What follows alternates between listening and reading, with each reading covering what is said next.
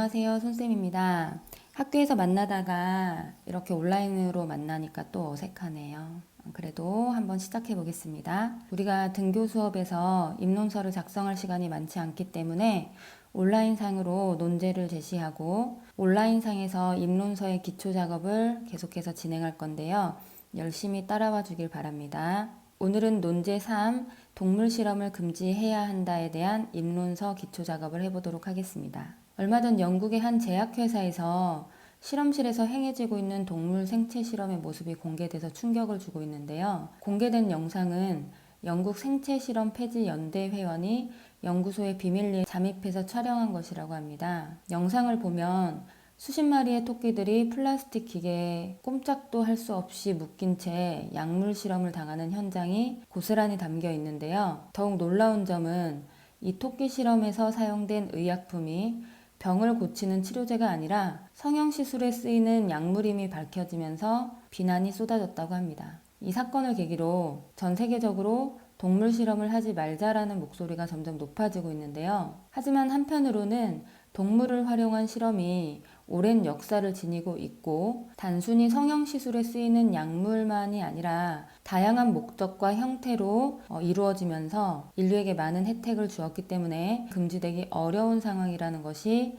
반대편의 의견입니다. 동물 실험에 대해서 찬성과 반대 입장이 복잡하게 얽혀있는 상황인데요. 자신의 입장은 어떤지 한번 정리해 보도록 하겠습니다. 먼저 찬반 입장에 대해서 살펴보기 전에 동물 실험에 대한 용어 정리를 한번 해보도록 하겠습니다. 동물 실험이란 교육, 시험, 연구 및 생물학적 제재의 생산 등 과학적 목적을 위해서 동물을 대상으로 실시하는 실험과 과학적인 절차를 말합니다. 동물 실험 금지에 대한 찬성 논거와 반대 논거를 한번 살펴볼 건데요.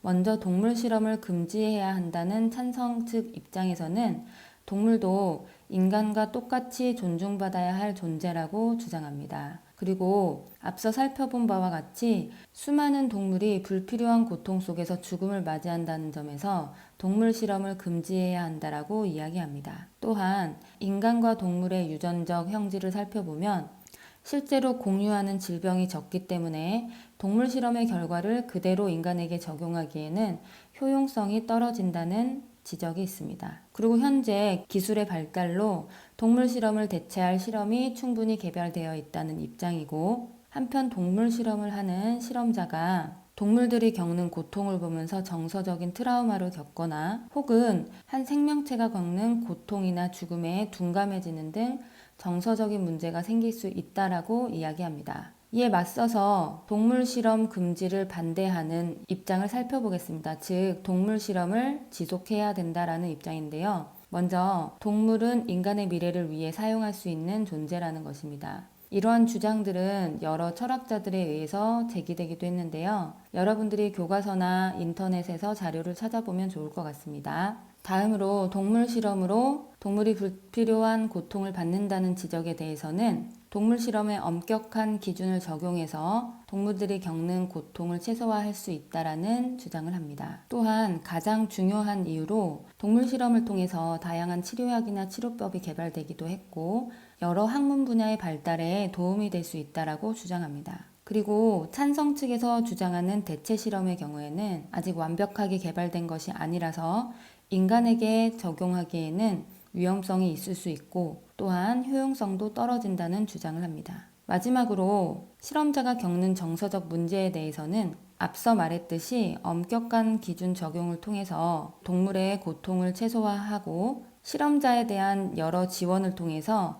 정서적 문제를 예방할 수 있다라고 이야기합니다. 자, 지금까지 동물 실험을 금지해야 한다에 대해서 사회적 배경에 도움이 되는 자료부터 시작해서 찬반 논거까지 살펴보았습니다. 이제 여러분들이 직접 다양한 도서와 관련 기사, 전문가 의견, 교과서 등을 참고해서 입론서의 기초 작업을 해보시기 바랍니다. 온라인 수업 잘 들으시고 학교에서 만나요. 안녕.